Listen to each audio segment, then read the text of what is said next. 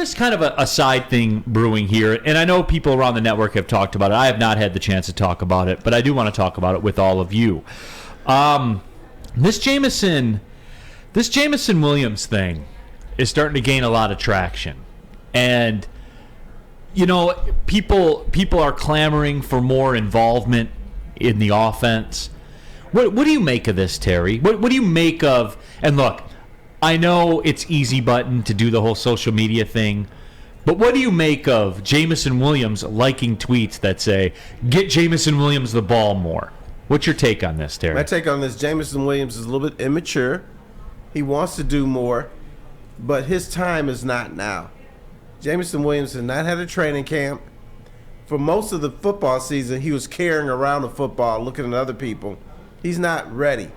And I know he's young and he feels he can do more, and at some point he will, but this is a lost season for him. I think that's a little strong, T-Foss. Yeah, he's got a 40-yard touchdown catch. I think that's a little strong. What else has he done? Yeah, he's still capable of doing things, but I think it goes back to Dan Campbell. His philosophy is bringing athletes along slowly, or not pushing them as much as other coaches would. For instance, we talk about the injured list or guys sitting out Wednesday practices. I think Dan Campbell's a guy that I'm going to baby my athletes a little bit more, and the payoff in the long run is going to be better. And this sounds like the same thing. Jameson Williams probably could get more targets. He could probably do more. But I think, and I'm talking about Dan Campbell, thinks this is not good for his long-term health. We got other guys who can contribute now. Jameson Williams needs to focus on next season when we're just going to let him explode. But isn't what we get out of him a bonus? Right? So however they figure it out, because I don't think right now, like to Terry's point, they can't focus on making him part of the game plan. He's got to sort of be a caveat to it, right? So if yes, I agree. I'd like to see him touch the ball a few times, but maybe he's not ready. If I look back to the last game, maybe it was a decision because it was so cold and the field position was frozen field. Well, why are you going to put them in that right position? To Terry's point, I think that they are babying him, for a lack of a better word, but why wouldn't you? Right, so maybe there's tweaks here, or maybe he's not 100%. I think that the transparency and the frustration is he wants to be out there. He can make a factor, but I don't think that right now he's even to the 100% up to speed. So when he is, maybe that changes this game. Maybe they get him in again for another 40-yard touchdown or whatever. But right now he's just a caveat. Right, he needs the full season. There's reasons why. This team needs a focus in the last two games of what got them there, and he hasn't been the one that got there. But if you can put him in for a play or two and let him make a big play, that's a caveat. If not, I'm looking to make sure he's 100%, plays 18 games next year. How much of it is up to Jameson Williams? Because we see this with high draft picks, big-time guys. A lot of times it is up to them, but at this point, though, Terry, too young. No, it's not. It's not him at all. Right, but at this point in time, right now, it does see as and look, there's talk. Is he 100% healthy right now? That's a lot of the discussion, and if that is the case, and here's where we have to fight ourselves, Terry, and I'm as guilty of it as anybody. He's a shiny toy. He's the radio controlled car that you got for Christmas, and you want to go out there with it right now, even though the batteries aren't fully charged yet. That's what it is, and I have to fight myself with it too, because this isn't just he can help us, but we just want to bring him along. If he's in a position to help, they're going to have him help. You know what I'm saying? Just in terms of targets and passes and all that kind of thing, because.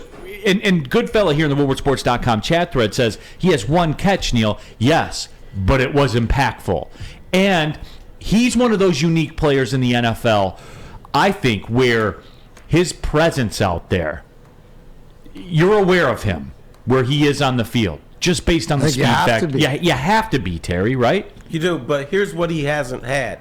He hasn't had an off season where he's just catching passes from Jared Goff. That's fair. He hasn't gone to California, gone to Florida, wherever the hell they go, and just work on stuff. I mean, receivers and quarterbacks have a weird relationship. A lot of times we look at passes and like, where is he passing to? And all of a sudden the receiver's there catching the ball. That's because they worked on that during the offseason. Weeks and weeks and weeks, months and months and months. He doesn't have that, and he's never going to get that this season. And once again, you have a coach, Dan Campbell, where I suspect he wants to bring players along slowly, or he's cautious as far as bringing them along. So you factor those two things in, and Jameson Williams is not going to get what he wants this season. But, obviously it's out of his hands, but I bet you Jameson Williams, 21, 22 years old, whatever. He thinks he's ready to roll. Those guys, indestructible. I could go out, catch 10 passes for 200 yards, and think nothing of it. That's his mentality. Do you not trust the fact that he's being coached by former players too? Like Antoine Randall is the receivers coach, so I mean that's a guy that did it, that knows what it takes to do it in this league. I think that it's the youth, right? I think he wants to be out there. That's not a question. I think it's just the team. He's not right there yet, and they don't want to do something, like you said, and going too quickly. Like he said, running the remote control without the batteries fully charged, right? That's the worst thing that can happen. So, like you said, he's a caveat right now. He's a shiny piece, which means we could still use him. I mean, I wouldn't mind seeing a deep shot to him, and then maybe a wide receiver screen or an end around, a couple plays a game if he is that healthy and if he is ready. But if not, I think exactly what Terry said. You got to develop that camaraderie. You look at, I saw in the chat thread about Calvin and Matt Stafford back in the day going to Texas, coming back real sharp. You look at the rapport Amon-Ra, St. Brown, and Jared Goff have.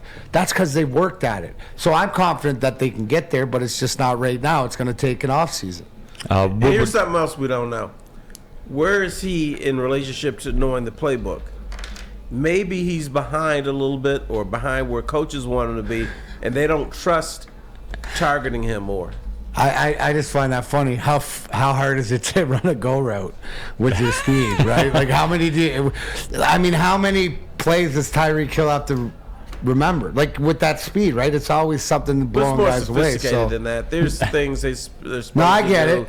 But he could also, here's the one thing too, which is taken away, is having him out there is the threat of the deep threat, which opens other guys up too. So I just think that we're on it as far as it's the camaraderie. And there's a faction too, like Alicia says, we don't need J-Mo to get hurt again, and there is that. And there to could be something we don't know about. I think that field last week, for those that don't know. Yeah. That field last week was literally rock hard, because all around the league they have heated field systems, except in Miami, in Tampa, in Carolina, and Arizona. Because it's never this cold. It was the coldest game in the history of the Carolina Panthers franchise. But what I'm saying? It wasn't that cold. It was, but it was enough. It was cold enough to freeze the field without a heating unit. Sure. Lambeau Field is heated. All right. The frozen tundra. Yeah, it's not frozen. There's a heating system. I don't want to get Mr. Raxter involved in this, but I will. Yeah. Maybe you don't do the goal routes because he's going to be underthrown by Jared Goff. Facts. Here we go. There you go, Terry. We almost made it to the commercial break, and you had to go and do that.